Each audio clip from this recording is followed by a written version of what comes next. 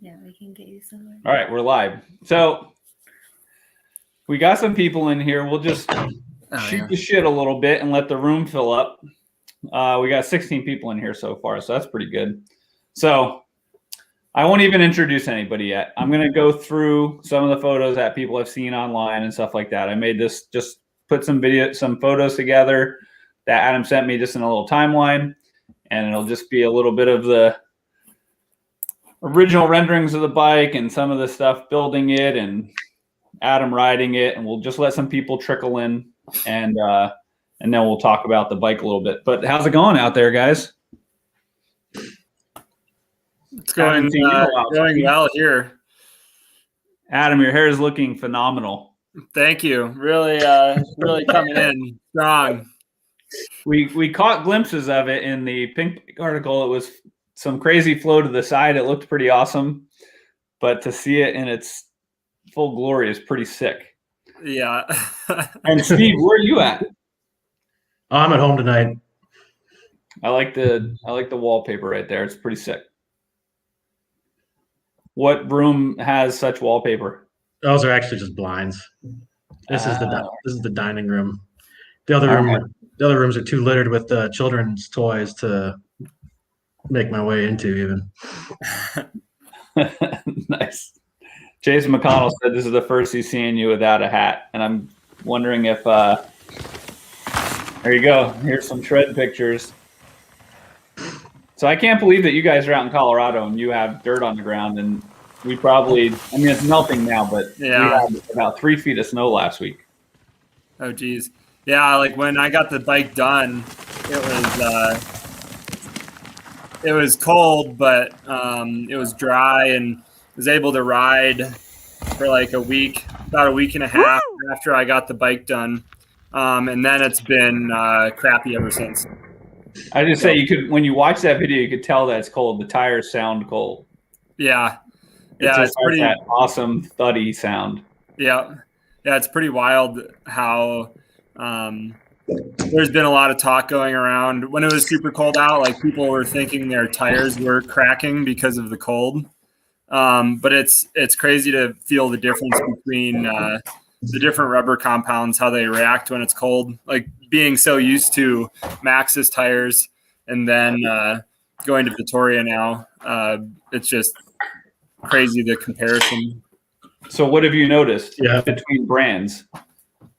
Well, like comparing like DH casing. So when I ran Maxxis tires, I always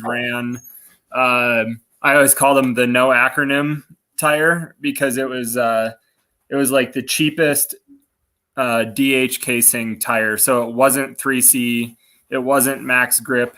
It was just the it had the least amount of labels on the side, but DH casing, and those turn into a rock. They're very hard. But the Vittoria tires, the sidewalls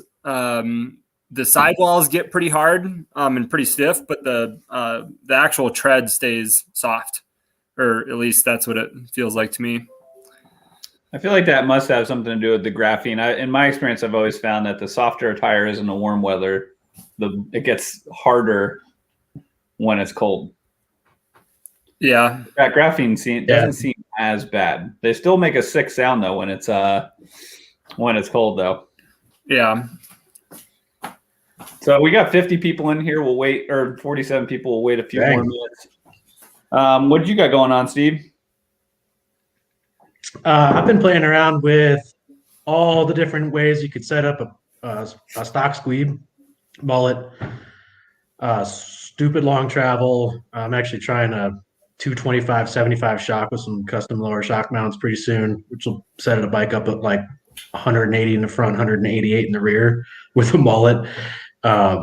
So I don't know, kind of seeing the limits we can get to with the stock squeeb chassis. I don't ride nearly as hard as Adam, and I'm nowhere near as heavy. I wouldn't recommend really anybody trying to set this thing up 180. If you want to do that, you got to build something like Adam just built. But it's been really cool. It's been really interesting seeing what you can get to. I think my head tube's like 62.5 degrees right now, just about where that BREWser is. C-tube ended up pretty slack too, right? But that's, if we're gonna do something more aggressive, the C-tube just gets deeper. Kind of the geometry that Adam's prototyped here is really representative of where I think big trail bike could go geometry wise for the terrain out here. It just totally makes sense. So how did you accomplish that head angle just by putting on the smaller back wheel, or did you do anything else? No, so it's torque as well, right? Yeah, I didn't want to get the bottom bracket too low, so so it's a 27.5 back wheel and then a 180 ZEB on the front. And then the shock mount that Adam is machining, maybe machine this coming week, is gonna actually raise the ride height of the static ride height of the rear a little bit. But I've been kind of working around sagged ride height to make things feel comparable. And so the sagged ride height with the super long travel is going to be just a smidge lower than we designed a standard squeeb for. And that's, but I run a lot of sag. I run like 35% sag in the rear because motocross days. And so I'm I value a little bit higher bottom bracket than some folks do. And that's why I bumped the rear ride height up a little bit, but it's wicked downhill. It's totally different than the regular trail squeeb, which I would honestly take the 29 like out of the box setup for everyday trail riding 100% of the time. But this mullet thing's been fun to play with. Nice. I had some fun playing on one too a little bit and want to look into in the future. It was surprisingly better than I expected for trail riding. I knew it would be good at the bike park. But it seemed interesting. There's pros and cons. But some of the pros, I was surprised at how well it climbed because you could turn that wheel quicker. When you get bogged down and you have to accelerate right again out of a hole or something, it seems like it goes a little bit easier. But you can't beat the rollover ability of the 29. So no, the spot where this works the best is like steep rock roll into a sharp corner. It just kind of like you can get that rear end turned real fast and dig it into the corner and plant it and like fire it out the other side. At least for someone my size, a little bit easier than I could the 29er. But in every other case, even just going fast down a trail that's not super aggro, the 29er is way better, I think. Cool. So let's start getting into what everybody's here for. Obviously, we made a post last week on Pinkbike and the comment section blew up. I think it was probably one of the most positive received articles in the history of Pinkbike. It's pretty hard to make it out of there unscathed. And I didn't really see anything negative on that whole thread, which was pretty freaking impressive. And this bike was a combination of you and Adam getting together and brainstorming, and Adam using his incredible fabricating techniques to make it happen. So up in the right-hand corner, we have Adam Prosise. He's the main fabricator over at REEB. And Steve Ziegler down below, he helps with our engineering and suspension kinematics and things like that. So Adam, give us a quick overview of how this bike came together. So it started years ago, even before Steve Z was even in the picture. But when I first started at REEB, REEB already built 5 bikes, Pinion bikes. We've built a ton, whether it's a commuter or a fat bike or a normal mountain bike, but all hard. So we already worked a bunch with Pinion, already worked a bunch with Gates. As it turns out, one of my best friends in college that got me into motorcycles and building Schwinn clunkers and, all the various crazy bike projects. He works for Gates now. So he was always egging us on to finally build a full suspension Pinion bike because Gates is the distributor of Pinion in the US. So I was like, man, you gotta, like, if you want me to build one, find me like a refurbished gearbox or something, or get me a pinion bridge that's made out of aluminum, because that's the most important part of the bike, is how you bolt the gearbox actually into the frame. So they got us they sent us a aluminum pinion bridge. And right when I saw it, I was like, man, this is going to be a huge pain in the butt. Aluminum's easy to work with, but it also just takes a lot more time and planning and kind of just CNC fixturing and overall design is pretty in depth. So that actually sat for like probably 2 years with the aluminum bridge bolted to the gearbox. And so finally I decided I wanted to start the project back up and decided I was going to make it a steel front triangle. So I worked with Tyler Brady, who is a local friend that is a huge bike nerd. He builds bikes out of his own garage under Ferris cycles.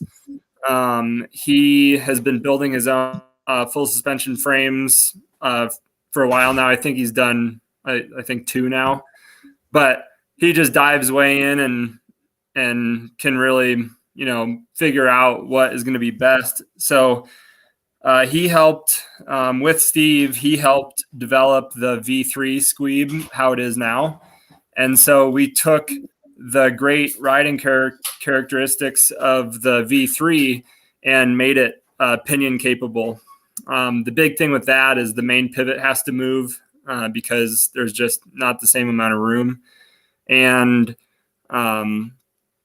it's just, there's a lot more going on. So Tyler pretty much got the suspension kinematics dialed with geometry, gave me a spreadsheet of XY coordinates.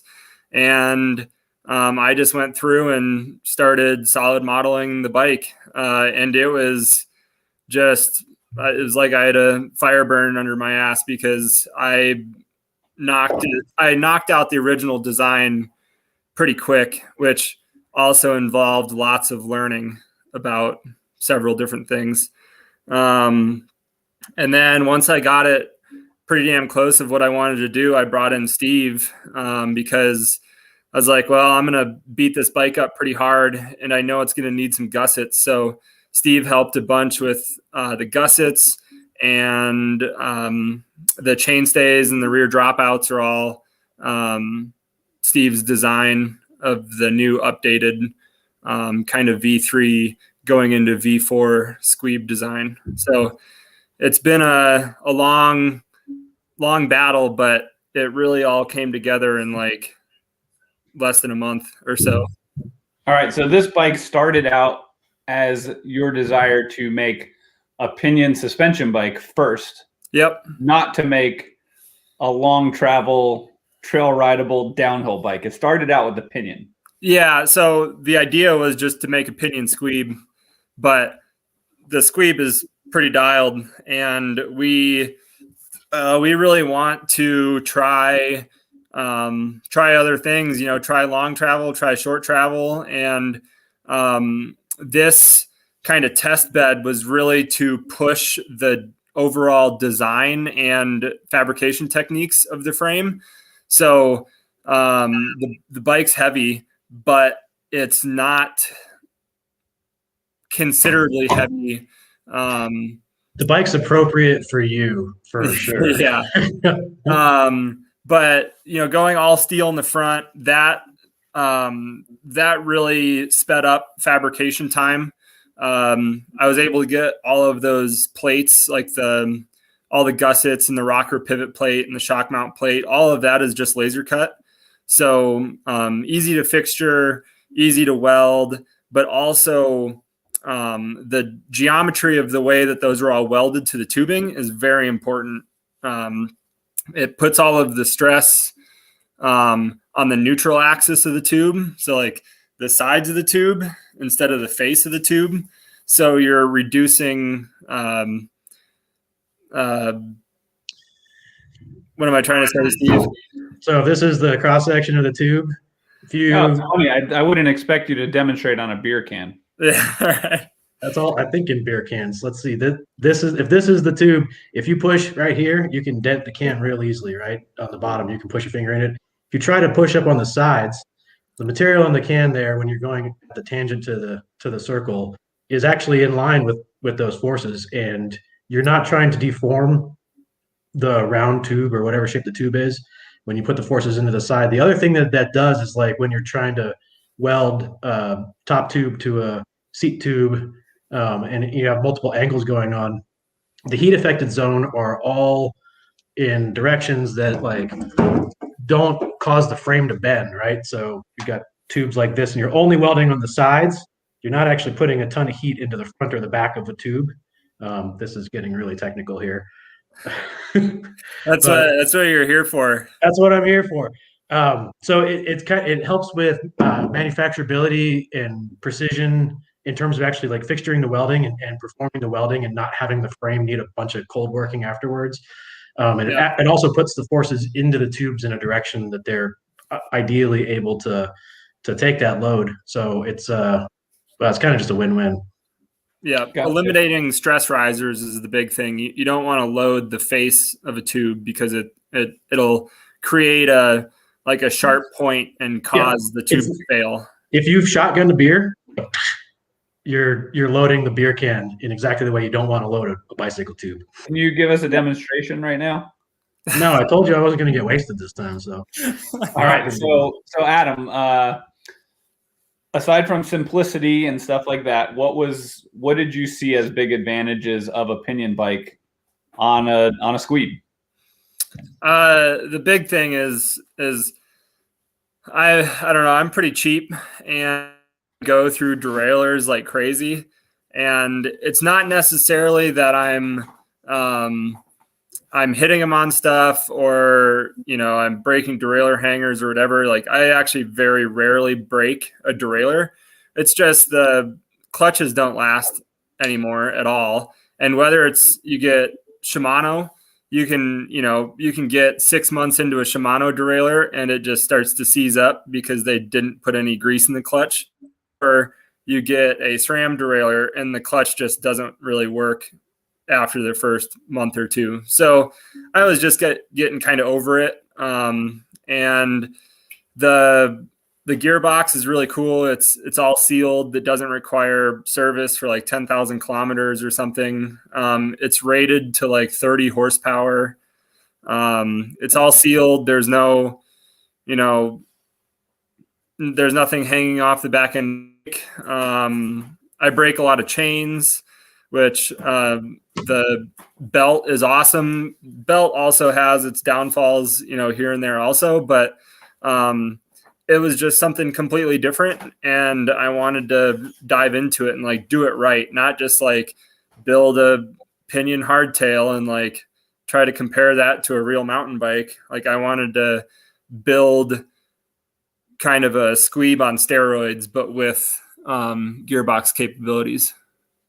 Gotcha. So now when you have a Pinion bike, I know that you have to use larger diameter cogs or whatever you want to call them on a Pinion. Is that what it's called? A cog or? Yeah. Yeah. So like say whatever. It's a pulley. It's with a belt. It's a pulley. Yeah. Pulley, whatever. Right. Yeah. Yeah. So you normally have to go to a slightly larger diameter so that you could have the proper tooth engagement on the belt. Did that change on a suspension bike due to the dynamics of the frame or anything like that? Or were you able to use pretty standard cog dimensions for what you're trying to accomplish with that bike? Yeah. So that I kind of looked into, used my contacts at Gates and Pinion about like, what do other people use? And so the big thing, getting enough chain wrap on the rear cog is important.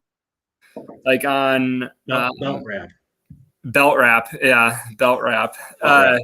On some hardtail single speeds. So a lot of people want to go to like a micro drive setup, which on belt, you can't really go that small.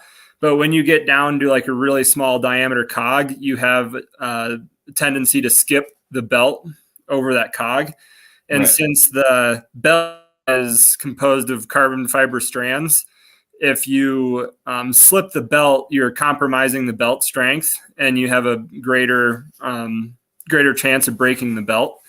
So The belt wrap thing with the bigger cogs, it all starts with the sprocket and getting the main pivot location dialed for anti-squat.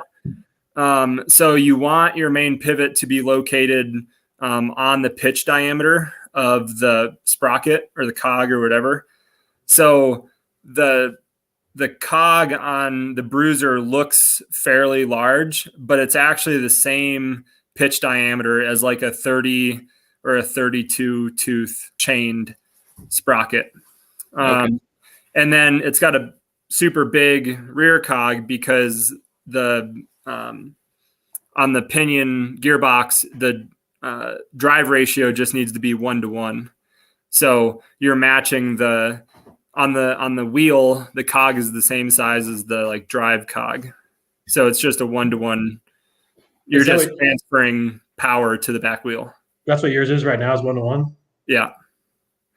So what's the equivalent cassette size for that? Is it Oh, it's crazy because it's 600 and something % range. Right.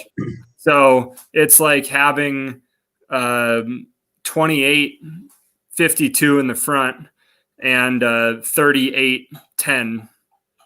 Oh, it goes lower and higher. That's right. So it's actually I want to go to the 9-speed version because it honestly the high and low ends aren't usable for me. I could use a 2852, no problem. Yeah. The like 2 low gears are just so low that you could crawl up a mountain with it. And then the highest gear, the only thing that it's really good for is like bombing pavement canyons because I don't know what the final drive ratio is, but it's insane feeling. Doesn't feel usable. So they have a 9-speed gearbox. Is it lighter? Yeah. Well, so I have the fully machined aluminum gearbox, and it's 12-speed. They offer it in 6-speed, 9-speed, 12-speed, and 18-speed. But that's the P line gearbox, and then you can go to the C line gearbox, which is pretty sure it's all the same internals, but it's a forged magnesium case. And it's like 30% lighter than the machined aluminum case. So the Pinion C19XR is almost the same weight as a GX drivetrain. Oh, wow. So that's sweet. Yeah, it's like it might be like 50 grams heavier or something like that, but that new magnesium cased box is like pretty much the same weight as a normal drivetrain. That's like factory motorcycle racing shit, cast magnesium cases and everything. That's awesome. That's awesome. Yeah. So we had a couple questions come in about the belt. Originally, we were talking about tires feeling a lot different in the cold. Did you notice any performance change in the belt when it was so cold? I didn't. The belt is, I actually don't know entirely what the belt is made up of, but it's not your typical, it's not like a V belt that would be on like an air compressor. It's carbon based. So it's a lot stiffer. And I haven't noticed the cold affecting it at all.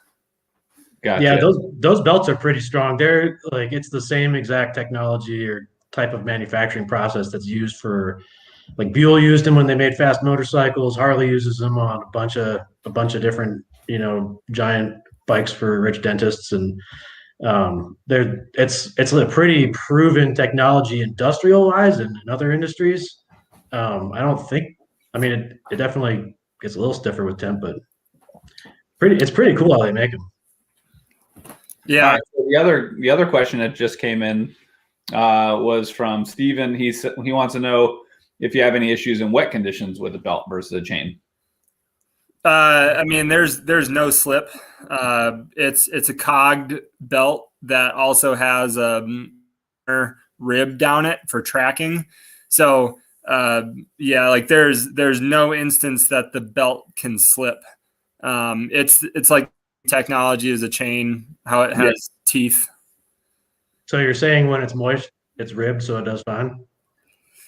Essentially. Yeah. All right. So Steve Kaminsky wants to know how he gets a single speed squeeb. I'd say that you probably learned a bunch about idling wheels with this project, right? You can definitely make it happen. You just have to run some sort of tensioner. Right. Because if you want to do a true single speed full suspension bike, the chainstays have to the main pivot has to be concentric with the bottom bracket shell, which makes it ride awful unless you're just like dirt jumping. But anti-squat is awful, and it'll have tons of pedaling feedback, and it'll bob, and it's not really a good setup.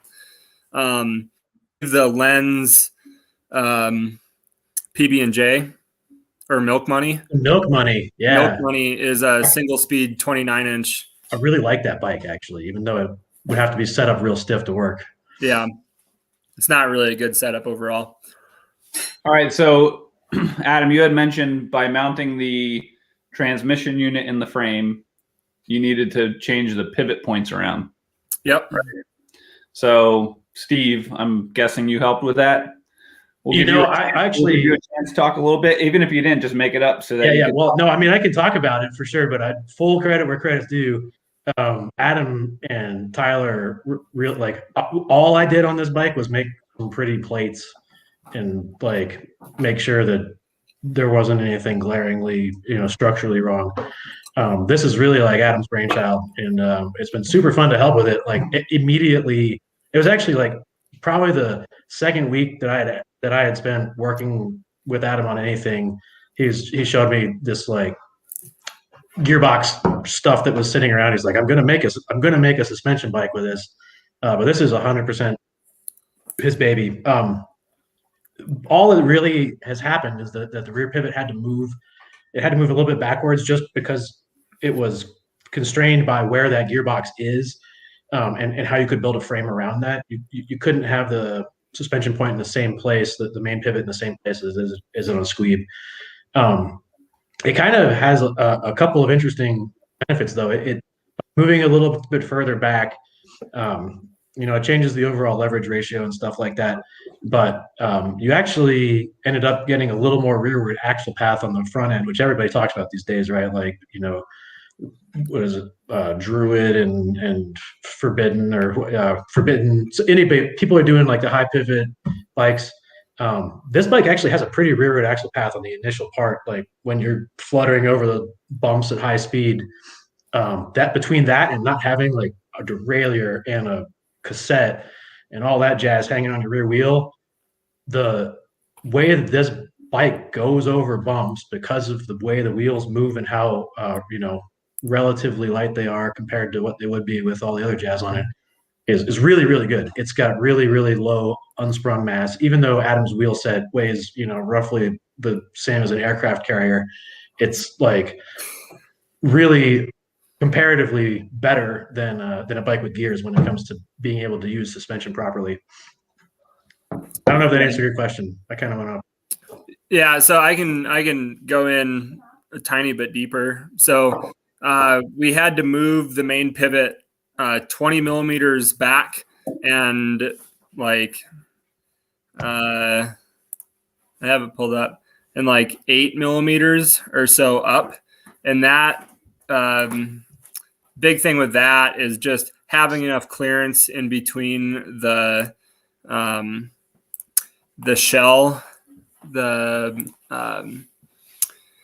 not the shell, the pinion bridge, and the actual chainstay. I was actually very worried about just chainstay fitting in between the belt because it's very tight. The way that the belt tensioner works, it wraps the belt further around the cog. So there wasn't much room. And I did a lot of there was only so much I could do with the CAD models I had from Pinion and Gates. A lot of them aren't functional. Like, it's a lot harder to model spring rate with a belt tensioner in, so you don't really know where the belt tensioner is actually going to sit. But I did a lot of looking on like Zero's bikes and Nikolai's bikes, and both of their Pinion full suspension frames, the belt pretty much touches the chainstay on the top and the bottom. So I pretty much made they touched, and luckily it worked out. Honestly, that was very nervous point when I was assembling the bike, because you can't just take one link out of a chain, or you can't take one link out of a belt to adjust your overall length. You kind of have to deal around the stock belt lengths. And luckily I was able to get it to land on a stock belt length. Cool. By the way, Tyler's in the chat. I don't know if you guys noticed that. It's Tyler Brady, who helped with the suspension kinematics, is in here dropping some knowledge too. So, yeah, Tyler, send me an email to lenoski@gmail.com and I'll get you in the chat if you want to come in. Yeah. Now I just gave out my email to 65 people, so I'm going to be getting spammed crazy. Spam the shit out of you, Jeff. Hey, well, you're the first Lenoski to catch a Gmail account. I was pretty lucky. I got on that Gmail early. That's rad. Even my sister, who's Larissa Lenoski, couldn't even get Larissa Lenoski. It was like she has like Larissa Lenoski 12. Like, how is that even possible? Wow. No, we all know her email too, Jeff. Yeah. Outing everybody. I don't think it is 12, but we're good at this shit, huh? All right. So, Adam, yeah, talk to us a little bit about using steel as a front triangle. Is this strictly for prototyping purposes? Do you see some viability to that? Are there advantages, disadvantages? What have you learned so far in that project, and where do you see it go moving forward? Well, I definitely built the front end out of steel for aesthetics, the fact that I wanted to use laser cut parts, and strength for sure. I knew I was going to overbuild the bike like crazy. So it was the easiest way to do that, really. So the big thing with steel is I didn't know if it was going to work to start with. Like, you can solid model a product and everything looks like it's great on the computer, but when you get it done, you know, maybe the belt didn't work or there was something else going on that wasn't going to work. So I wanted to be able to easily modify it if I needed to, or change something. But also different. I wanted it to be completely squeeb. I wanted to have the aesthetics difference where it just didn't look like a squeeb with a Pinion gearbox. And I've always wanted to build a full suspension bike out of steel, but I've seen problems with steel full suspension bikes, and they typically end up being much heavier, and they just have harder manufacturing on the rear end because you have a lot more bearing bores to machine, and you're welding onto bearing bores, and steel moves around a little bit differently than aluminum. So there was a lot of considerations. And then I guess a year or almost 2 years ago now, fall of 2019, right before COVID happened, we went down and watched Baja 1000, and we're walking around contingency, where contingency is the day that all of the trucks parade through town and check in for tech inspection. So you're in Ensenada and you're sitting at a coffee shop, and there is, class 1 and trophy trucks driving by burning race gas, and you're just sitting there drinking coffee, watching all these beautiful trucks roll by that have like 1,000 horsepower. So go out and check out all the trucks, and it's like you can get right up on all these trucks and look at them and touch them and feel them, look underneath of them. And the Haas factory outlet truck was one of the ones that was just like beautiful chassis construction, and it's all raw steel because those trucks get beat up so hard that they don't paint the chassis because they don't even bother clear coating them because they're just always remaking them.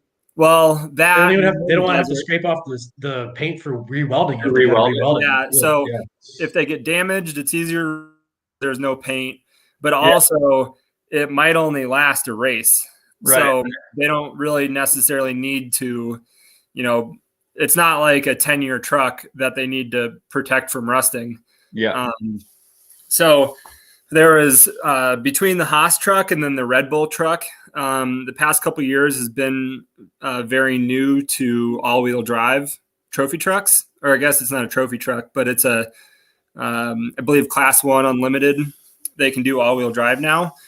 So with all-wheel drive stuff, the front ends are completely different because they have to fit a differential in the front, and then they fit these crazy portal hubs to drive the front wheels.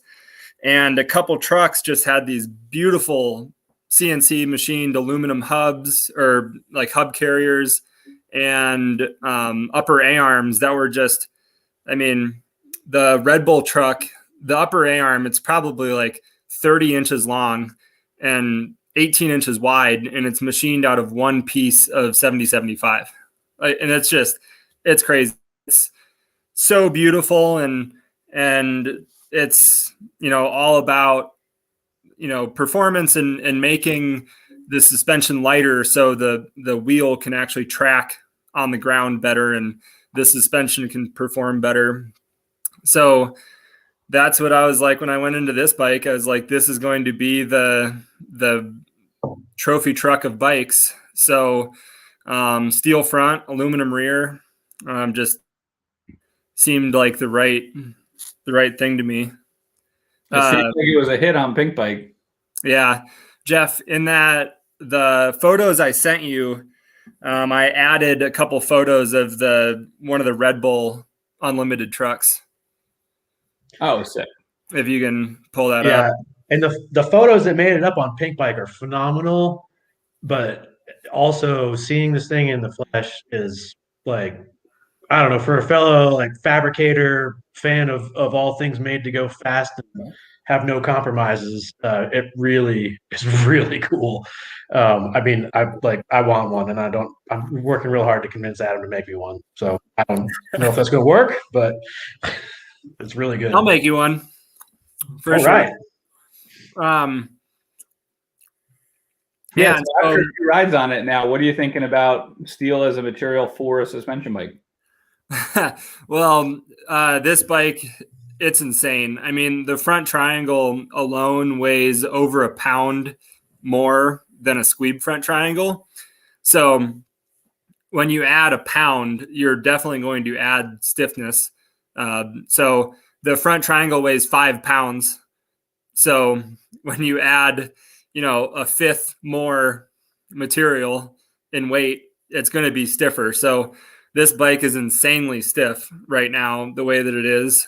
What tubing you didn't use? Like this is just 41. Yeah, this is straight. Like, this is not bike tubing. This is. And you externally butted the down tube. You just turned it on a lathe. Yeah. So the down tube is 1 3/4 diameter, which REEB brought. Like huge. Yeah, REEB brought that big diameter into the bike industry because when REEB started building aggressive hardtails about 9 years ago, 68-degree head angles were the slackest bikes around, or the slackest tail around. So we actually bumped up to 1 3/4 diameter because we knew suspension forks. We knew that the bike needed to be stiff for single speed riding. You torque the front end a lot on a single speed. So having a big diameter down tube was important. We actually had True Temper make 1 3/4 down tubes to our spec. So for the past 10 years or so, if you bought a bike made out of, or a bike that had an 1 3/4 down tube, it was a REEB part number. So that did a big thing for the like steel fabricator crowd. But this down tube's way thicker than that. It's like, I mean, a step down roll cage tubing. It's heavy. But I externally butted the down tube on a lathe. So traditional tubes are butted from the inside. The way that they're drawn over a mandrel, the tubing is butted so the middle of the tube can be thinner to reduce weight. But this, I don't have that capability. So I actually turned the outside diameter of this tubing to make it thinner in the middle and towards one end, so I could cut a little bit of weight off of it. But the head tube is like 60 grams out of it or something like that. Yeah, maybe.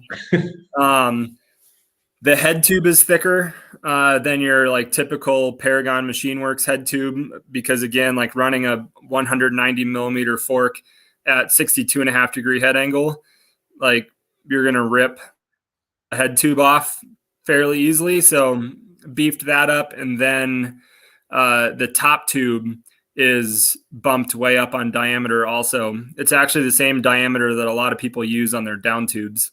So, and that's got pretty thick wall thickness, doesn't it? Too, that one's, it's not crazy thick. It's 0.35, so it's pretty standard. But the fact that it's much larger diameter, right, is enough strength. And we talked about whether we should even gusset bike, right? Because there's potential to include stress risers. But the gussets we ended up on were pretty minimal. Really, actually, kind of pretty minimal, and spread the stress out over a pretty large area of the tubes. But those tubes are doing. It's a burly tube. It's a burly frame. Yeah, I kind of wanted to build the first one way overbuilt. That way I can start dialing back instead of starting too weak and breaking it and then having to start scabbing on gussets and I wanted to go in full bore first. I don't really care about weight. So weight, the bike has been weighed and it weighs 43 pounds. How much? Which is not that bad. 43. Yeah. 45 with a water bottle and a multi-tool on it. So ready to ride, it weighs 45 pounds, but just the bike itself is 43, a little over 43. That's so double. That's enduro casing tires, cush core front and rear, full downhill wheel set. Yeah. Yeah, my wheel set weighs 15.5 pounds. Of course it's 43. Yeah, right. Right. But yeah, my set weighs 15.5 pounds. That for the wheels? Yeah. Just the wheels, yeah. Well, wheels and tires. Right, and that's without a cassette. Yeah, well, that's with the cog. Right. Yeah. So, yeah, it's heavy. But I also went through my last wheel set for my 9 grade wheel set. I made it 2 years on without ever having a failure. I break spokes here and there. The biggest thing with those is sometimes I pop a spoke through the rim tape. But I don't really get flats, and I haven't damaged a rim. The bead, I don't know how it's even possible, but I just retired a wheel set and there's not a single dent in the bead on a 9 grade. I don't understand that. The lines that you ride and the speed that you ride them and the number of times you check your tire pressure, none of that shit adds up. Yeah. Yeah. Whatever they're making the grade 300s out of is magical stuff, because I'll also do a lot of mileage on flats. I've done Canyon Creek descent on a flat top to bottom like full speed, like not letting up at all, and didn't damage a rim. I put air in the tire at the bottom and it held. So like I would rather have a really heavy wheel set than deal with tire and wheel problems all the time. So that leads me to the next question I'm sure people are curious about. So you push the envelope with the geometry a little bit. Is that because once you started getting into this project, you knew it was going to be a heavy bike to begin with? So then did you just figure you might as well make it as downhill capable as possible? Or were you looking to do that regardless? Well, I've definitely been pushing my frame geometries over the past couple of years. So the squeeb, when I first started working for REEB, the squeeb started at 67-degree head tube angle. And I believe the reach on a XL was like 480 millimeters, or like maybe even like 475. So when I came on, we built pretty much that same bike, but improved a bunch of manufacturing on it. And then when the V2 came out, we went to 65-degree head angle, 75-degree seat tube angle. And that bike, I mean, it's like it spread its wings, like making the bike longer. We also pushed out reach to be longer. But it just spread its wings, and it's like it was night and day difference. It really thrived with that slacker head angle. So after that became production, I just started, pushing the boundaries. Also, maybe messing up on one of my geometries and it ending up a little sliding. And that is actually how I just say what you dropped out. What'd you say? On one of the bikes, I drew the bike wrong in CAD. And when it actually came out, it ended up being 62.5-degree head angle instead of like 63.5. And I rode that bike. That was the bike I did the train gap on, and rode all the big stuff in BC, and kind of did like a whole BC tour on that bike, and loved it. I mean, it was insane. But you also gotta, or like I had to take a step back and say like, hey, I'm designing this bike for production. So we need to I need to, with my personal bike, step back towards the production geometry so I can make sure that it's dialed for whoever's buying the bike. So when I had a couple more race bikes that bounced around on geometries, but they are all like 510 reach, 63 to 64.5 or so degree head angle. And then when I went to the V3, I went up to 64-degree head angle, and that bike rips for front range. So like there's definitely a 64, 65-degree head angle is ideal for your typical bike riding. It's when you want to stuff and really push the boundary, that then you can go into that 62.5 range. But we really got it dialed in my opinion. And now it's just with this one, the longer travel, we made the chainstays longer. The wheelbase is super long because it's gravity oriented. And yeah, just pushing the boundary, but also just making it because it's a downhill bike essentially. Right. Yeah, I totally agree that the balance that the current V3 has is right for most like up into a pretty gnarly point.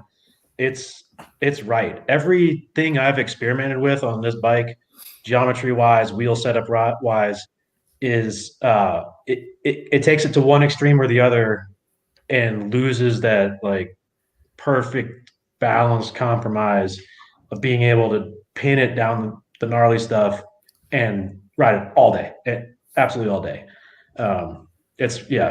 But for going fast, man, what you're doing, even what I'm trying to do with this thing here and make it long and slack and silly, it's real good for one thing. Yep. Not good for all of them. So Adam, I don't have a picture of your trophy truck. I just looked through the folder. Oh, okay. If you got it and you want to send it to me, we can still throw it up, but it's not super important. Yeah. So the question I have is, for me, riding the extra large Squeeb with a reach of 505, I think it's completely perfect. Like Steve's saying, I think it's definitely by far the most capable bike I've ever ridden. On paper, 515 sounds crazy long, but I wonder with that slacker head tube angle, if it's making your reach maybe slightly shorter by the time it gets to your handlebars, and with that slacker head tube angle, you need a slightly longer reach to get some weight on your front tire. Good Yeah. questions. Steve, this is because Adam and I argue about reaches all the time. And I feel like on hardtails, you kind of got to dial it back a little bit, because the only thing a hardtail ever does is get longer. Did you dial back the ridiculous, or what, the 2? I don't know. I get so confused with those names. Ridiculous 2, right? That's yours? Yeah, so we added a size to make okay. easier for people to size up or size down. Gotcha. Did the chainstays change at all? We increased the length of the chainstays a tiny bit. I agree with both of those. On the large and the extra large, they grew a decent amount, and then on the small and the medium, just a tiny bit. But I actually ended up sizing down for my new bike. Did you? Because I was riding a short stem on the old bike, and I wanted a longer stem because you want to be able to get a little bit more weight over the front end when you're doing more like nose pivots, things like that. And on a hardtail, the only thing the bike ever does, it only gets longer. And even though the old bike I was riding was a 485 versus a 505, if I closed my eyes, I would swear to you all day long it was way longer, even though all the measurements matched up.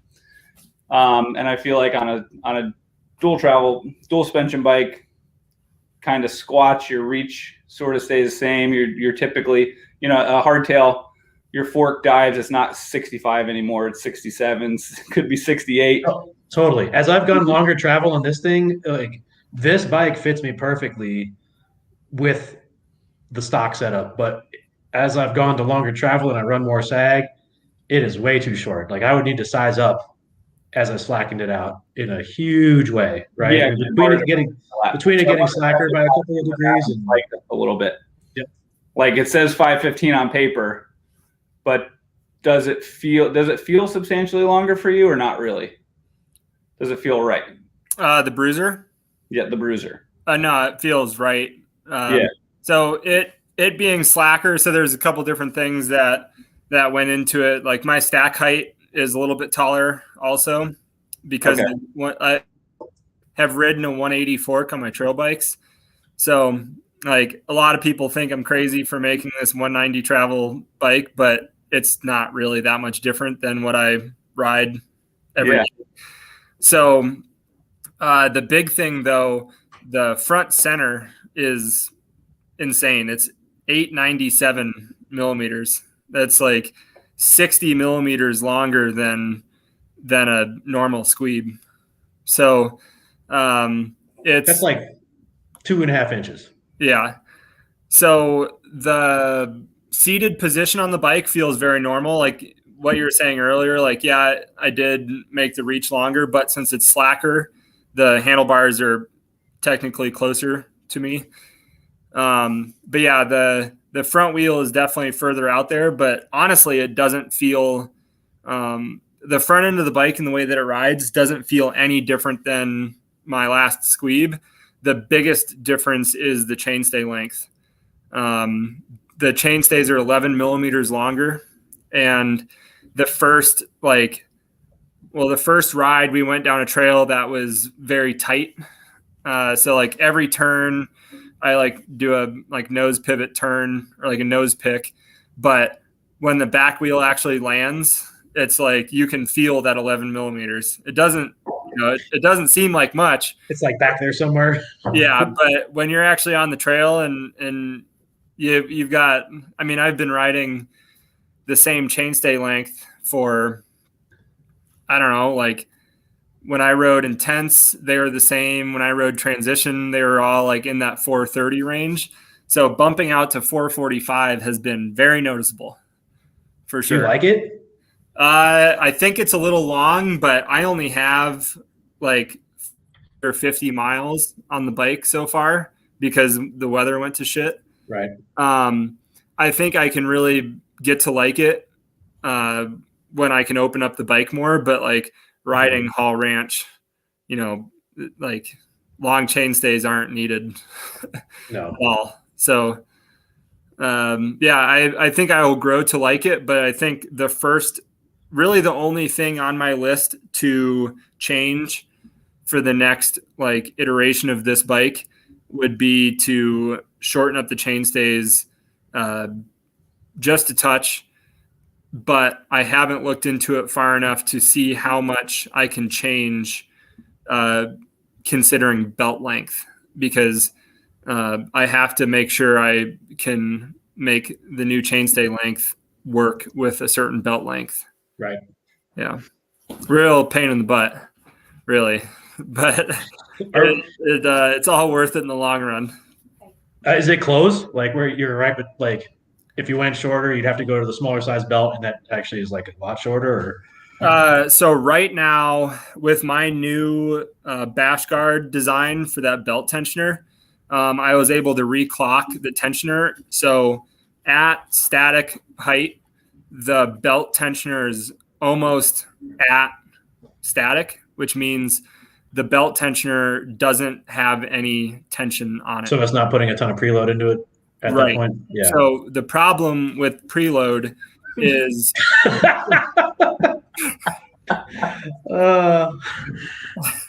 the problem with preloading the belt tensioner is with 184 millimeters of travel, there's a good amount of belt growth, and the belt tensioner only has so much travel.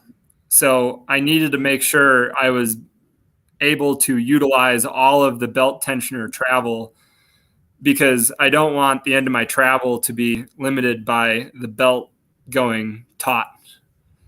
That would be a very progressive suspension kinematic if you started to like bring the belt into the equation.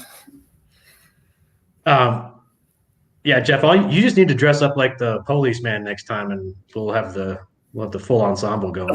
Totally. Yeah. There was a question that's kind of along these lines. Well, that I'm kind of interested in about the difference in geometries as you go through the sizes. And this is like something that people have been talking about, and you and Jeff have addressed. Yeah, that's the question that you and Jeff have addressed in the redesign of the Ridiculous 2, or maybe it's the 3 now, where it does have different chainstay lengths for different sizes. Looking at it from a geometry perspective, from a like purely super nerd mathematical perspective, balancing the front center rear center ratios to some extent makes a lot of sense. And I know I don't love riding bikes with long chainstays at all, right? I have no desire to go longer than what the current squeeb is in any way. Even at flat out Mach 4 speed, it's plenty long for me. But do you guys feel like going longer as you get taller is a good thing these days? Like, I mean, how does that work? This is the exact reason why we started to experiment with this, because like the BREWser is literally a like test bed for everything. Like it's going to get new seat stays, and it's going to get a new rocker like in the next couple months to help develop stuff for our production bikes. So with the Ridiculous, Jeff's for this year. So when we first released that bike, it had, 407 chainstays. Like that is insanely short for a 29er. And it's awesome to make the back end of the bike super flickable. Bike industry term flickable, because nobody's actually flicking a 29er around. But we made them that short to kind of people into it. Our chainstays were the same length as a 27.5 bike. So, people couldn't really complain that the chainstays were too long. I mean, they were shorter than most. That's shorter than most 27.5 bikes by like a fair bit. So Steve, the chainstays on the Ridiculous at 406 were shorter than any of the 26-inch trial bikes that I literally made my career doing. Totally. I've never had a bike with shorter chainstays than that either. Yeah, I never thought I'd say longer is better, but the new Ridiculous with the 420 is sick. Yeah, and so when Jeff first came on, we did a lot of talking about the bike that I ride and the hardtail, because when I came on, we did a bit of serious geometry updates on our bikes. We changed pretty much everything because we were just getting them up to date and in the market trend, which you don't necessarily want to base your geometry just on market trend, but at the end of the day, we got to sell bikes, and our bikes have to be, people compare geometry charts, and maybe sometimes they don't even know what they're talking about, but we wanted to make sure the bikes were good. And how dare you? Right. So I had a in-between bike from when the first model is the Ridiculous and then the second model is the Ridiculous 2. Mine was kind of an in-between, and mine got all of the new slacker front end updates, but my chainstays stayed long. So, okay. But they're also sliding dropouts. So I have adjustability from 420 to 435 or something. I don't remember the exact the slider moves, but and I realized I was running my single speed at 428 or something. And Jeff comes on, we have the Ridiculous 2 and the Ridiculous, or starting on the Ridiculous, and he's like, well, we're making these shorter chainstays, but your bike is still 428. And I'm like, well, yeah, I'm tall, I like the longer chainstay. So now we're kind of finally getting into that bigger bike, longer chainstay, but I don't necessarily know if it's going to translate to the Squeeb just yet. I think 434 is really dialed. We can't really go shorter. I wouldn't want to go short. If I was maybe if I was good enough to do backflips and 360s and I wanted a slope style bike, maybe I'd want it shorter. But it yanks up into a manual plenty easy with full 29er setup. I can stuff it down into corners just fine. It's there's no reason to go shorter. I was just curious. I'm mainly curious if longer, is it just when you're going warp speed? Is that when it feels planted? For the hardtail? For whatever. Yeah, I mean, the hardtail I see. A lot of body kinematics that happen on a hardtail. Yeah. Or that don't happen on a hardtail, that happen on a suspension bike. Longer reach is great on a suspension bike. I feel like when you do any kind of jump or bunny hop or whatever, you're putting your bottom bracket into the ground, so you're collapsing your reach. So your 505 reach isn't 505 anymore. It's probably 480, something like that. If you take a snapshot of Adam before he does a bunny hop, oh, for sure, his bars are in his lap, his bottom bracket's in the ground, everything's changed.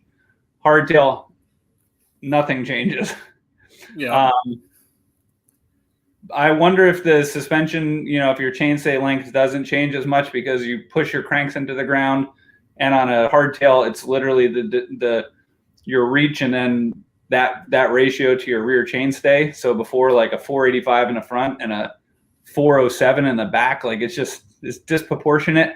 It's too long of a front end, too short of a rear end. That's actually exactly how I felt when I rode a medium Ridiculous 2 for a while, and it's super fun. It's like the ultimate urban assault machine for yanking it up, getting the front wheel up and doing big drops and stuff. I felt like I could do all those trials moves really well on it, but when I got it onto a fast, chunky trail, it didn't I felt like everything about me needed to be shifted forward on the bike. The front wheel needed to come back, the back wheel needed to go back, and I needed to be forward. So like basically exactly the change you made, I bet is going to feel great. And I think they're probably two different things, right? Like on the hardtail, you want all of that precision, and on a suspension bike, you're dealing with like more of a physics problem where it's like the center of mass is here and the wheels are doing this. Yeah, it's like steering a barge on a suspension bike. Right.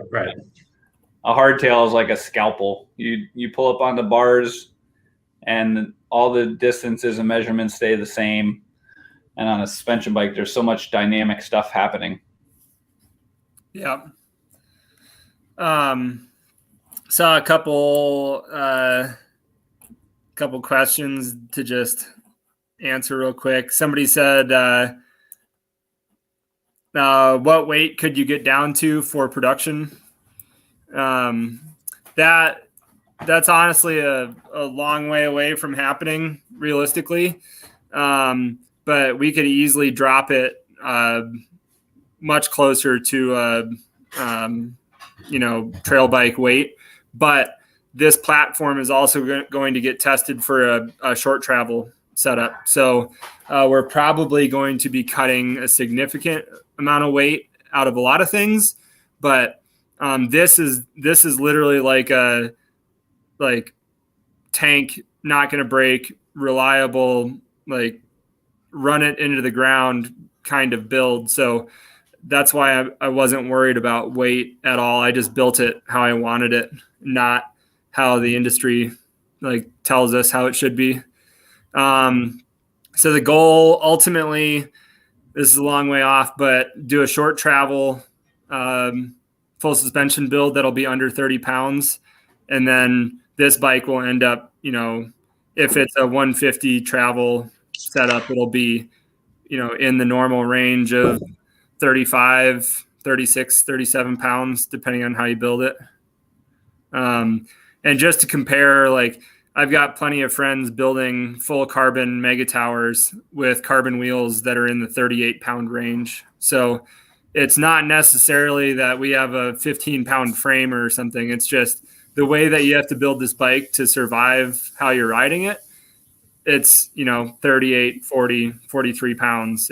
That's how it works out.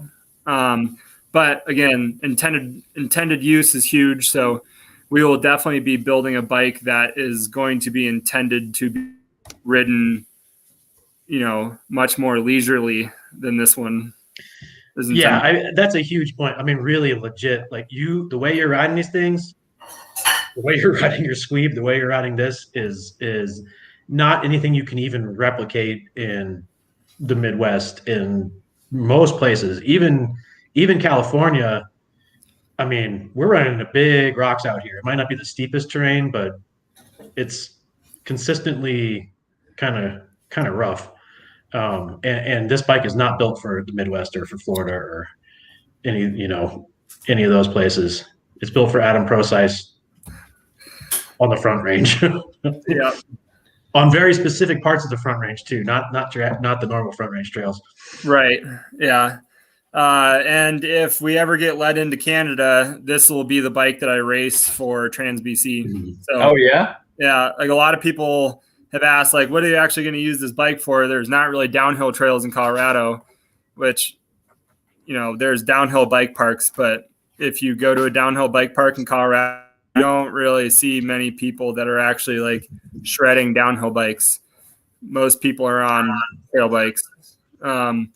So my plan is to ride this. I think the next squeeb I'm going to build is going to be kind of along the lines of what Jeff has been talking about, like a little bit shorter, more, fun, playful park style bike.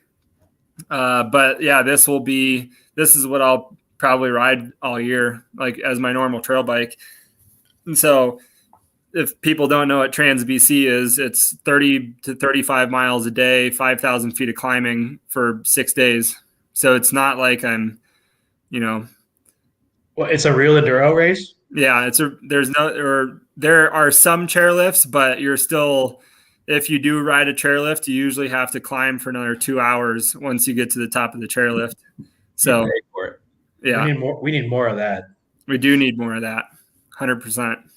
All right, so we're going to start to wrap it up, but this is a question also. Bruce Brown, I'm curious. Tim's curious.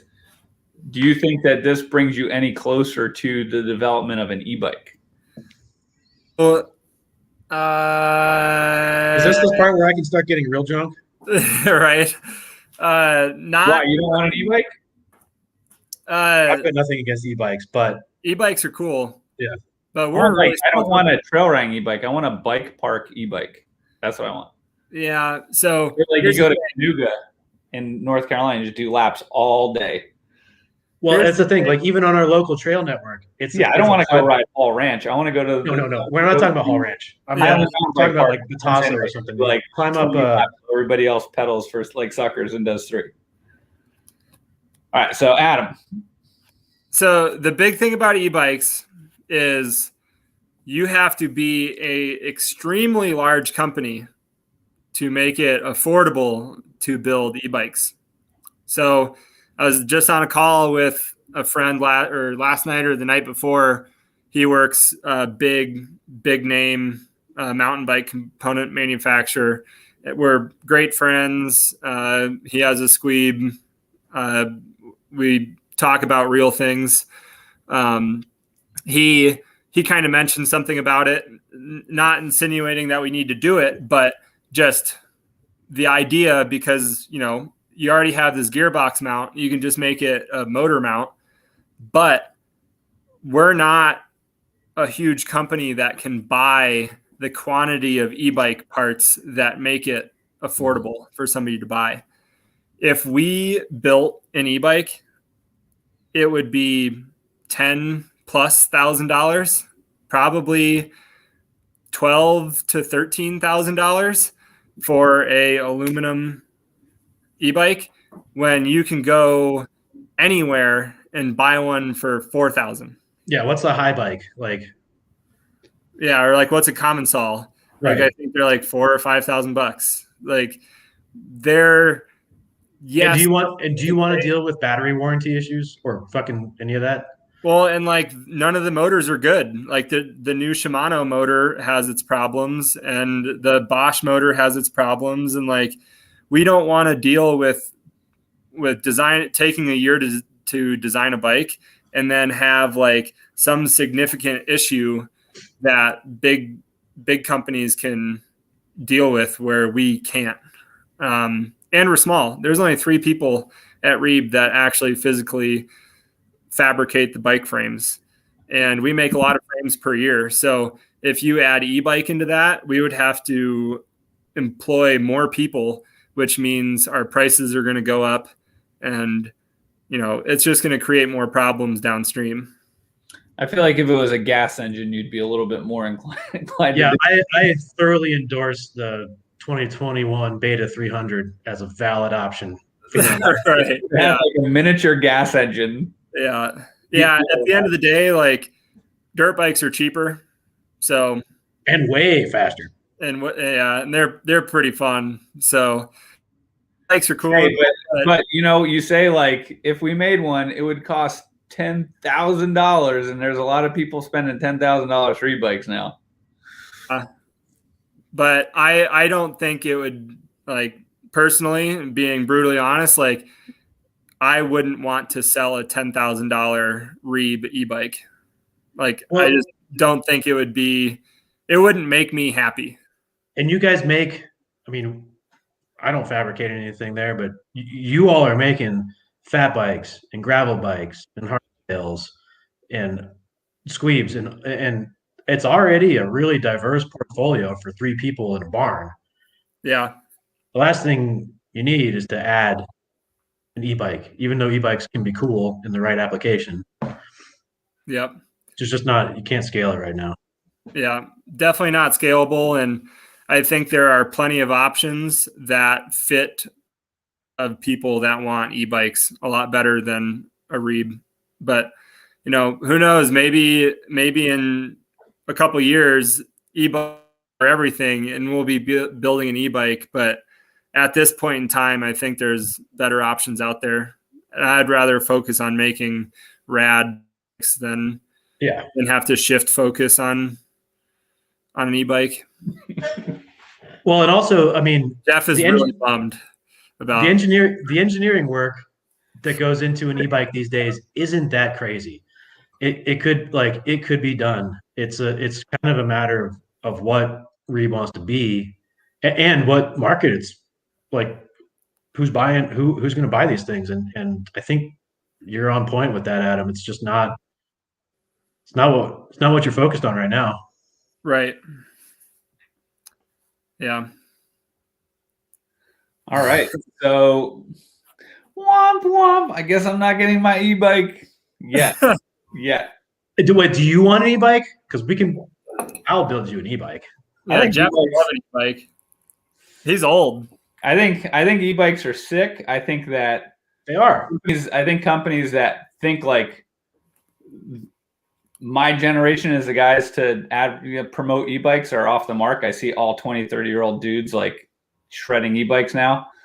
I think that like when the mountain bike industry tries to get you to ride flat pedals, long pants, flannel shirts, like it's all pushing you to just get an e-bike. Like, are you knocking my flannel shirts? What's going on? No, I'm just saying like people act surprised that this is the corner we've painted ourselves into in the bike industry.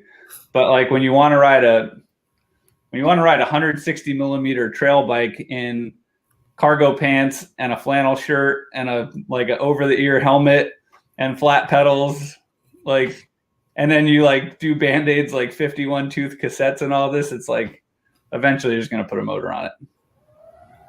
I mean, or you do like I do and ride a hardtail. Well, I don't think any of us in this discussion are anti e-bike. It's completely really, is it feasible? Does it fit in line with like, the trying to make really good bikes is a hard thing.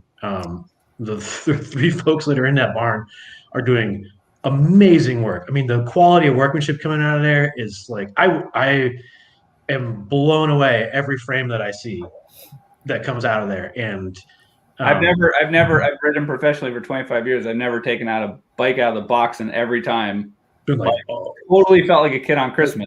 Right? I know. This fat bike frame, which side? Like, this will be good for 3 months. This fat bike frame, I just got this. I put stickers on it tonight. I am so freaking stoked. Like I'm a cute little kid in a candy shop.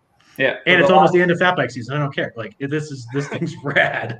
Right. For the last 2 years, I build every bike, like pick every single part and like try to do everything. And before it's just like, yeah, it's just a bike, like no big deal. Every REEB I get is like a piece of art. Mm-hmm. And so that's right. That's a hard thing to balance conceptually with an e-bike, because an e-bike is, it's closer to a motorcycle. It needs to come off of an assembly line with quality assurance, with like, gated checkpoints in the production process. And there is some of that when it goes towards making a squeeb or something complex, but it gets to another level when you've got, vendors supplying drivetrains and, battery pack manufacturers and making sure that like electrical connections are going to be robust even when you ride them at Canoga when it's wet. Like there's a lot. There's a lot. Yeah. No, it's a good point. So time to wrap it up. We didn't even get too hammered this time. We totally acted professional. I'm kind of disappointed. I think it was it's probably a week shy. So this was the weekend, I guess. This week coming up, I just saw the post that this is the start of Sedona Fat Tire Festival week. Right. So we probably had our last live stream about the Squeeb V3 a couple weeks after Sedona. That was right when we were getting into all this lockdown stuff. So we need to get these live chats going again. Kind of fell off a little bit, but this was a ton of fun. We had a good crowd in here tonight. So we'll try to keep this one fairly short so we don't, this is going to be living online, so we don't want it to be totally unwatchable, especially when we're not drunk making fools of ourselves. It's probably not as engaging, but this was awesome. The response to the BREWser has been awesome. It's such a testament to Adam's manufacturing capabilities. When I look at that bike, I feel like such less of a man, because if it's out of wood, I could build it, but anything else, I just marvel at his Is that slideshow still running? I don't see it on my screen. Yep, I took it off, so we'll put that on and we'll use this. We'll run this out. This is like, we should be having some, who's the singer? You know, they play over all the adoption dog videos. Oh, Celine. No, it's not. McLaughlin is her Sarah last. McLachlan, yeah. Sarah McLaughlin. We should have some Sarah McLaughlin. But yeah, this one look at the Dude, bike. That bike is so sick, Adam. It's built. I mean, it's legit built for going faster than I can ever go. It's funny how many people think it's 27.5. Well, that's all guy problems. Like, yeah, you're too tall. Yeah. The gusset on the front is beautiful. It looks really, really good. Yeah. That's really all I added was aesthetics to this bike. This is Adam's for sure. 100%. I take no credit. Yeah. It's gorgeous, Adam. Turned out awesome. And then Michael Eldridge did all the photos with Turn It Up Media. So those dudes are solid. Solid. Yeah, he knocked it out for us. It's all been a real quick situation. We've been busy as hell, and this project came together super quick. So it's been, like we've been really just trying to get it out. The Pinkbike article was awesome. That kind of came out of thin air. So this right here, Adam, right there. Wow, like. That's awesome. That's what the bike's for. Just trees rolling out of the way or whatever is going on there. In that section, that put a huge dent in my down tube. And that's why Steve hooked me up with that carbon tube to make a down tube protector. So now I get to throw rocks at carbon instead of my down tube. So this is actually, I love seeing this, Adam. Affecting the integrity of your frame. This is a huge, I don't know if we can rewind or not, but that right there, people think that the, rear tire bounce doesn't show anything. It may be not representative of what you're going to do on the trail, but it does 100% show how lighter unsprung mass can really affect how the rear end of a bicycle works, right? Like as this thing slams down, the frame goes down, and the suspension just does its job. The back end's not like continuing back up because it's heavy. It just settles. And that feeling is what we want to hit with the Squeeb. It's what we want to hit with, but it's what you're definitely hitting with the BREWser. And I think it's what we want to work towards more, right? Like how do you balance planted and playful? And we're on a pretty good track, I think. I mean, yeah. And like Adam and I talked about when I first saw that video, that's easy to accomplish with a 120-pound downhill, rider on a downhill bike. But when you're close to 200 pounds like Adam or, high 180, something like that, your suspension gets quite a bit stiffer. That's a 600-pound spring. Yeah. That's a 600-pound spring that you did that with. Yeah. So, that's that test of, slamming the back end on the ground and seeing, the rebound, suck up all the energy. That's not really a test of how the bike is actually going to perform on the trail, but it is, that's where you want to be close to.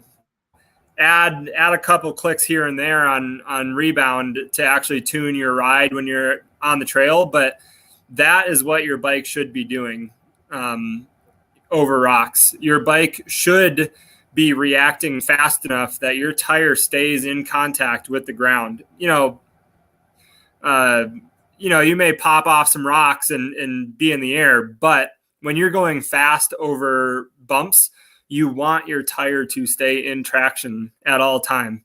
You don't want it to just always be in the air or packing up. So there's a lot of bikes these days that rely on like overly aggressive damping tunes to keep them calm when you're going fast. Yep. And there's if your geometry is correct, sized correctly, and you can let the suspension do its work, it is a totally different game. I mean, the pros get it. Like, it's good stuff. Cool. Yeah. All right, guys. This was a good time.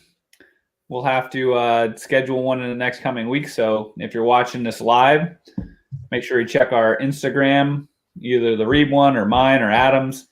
We'll post about some other upcoming live chat. This is always fun to get together with the guys. And yeah, thanks for watching. You got anything to say, Adam, Steve?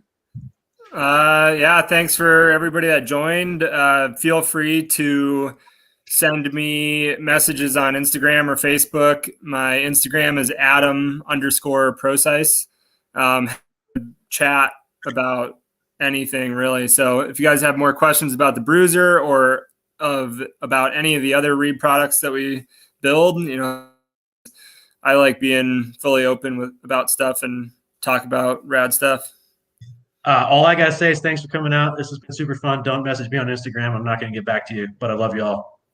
Adam will take them just if you're bored, lonely, wants to talk to you. Right. Ever hit them up. Yep. Cool. All right, guys. Yeah. Bye, guys. Thanks for Bye. watching, everybody.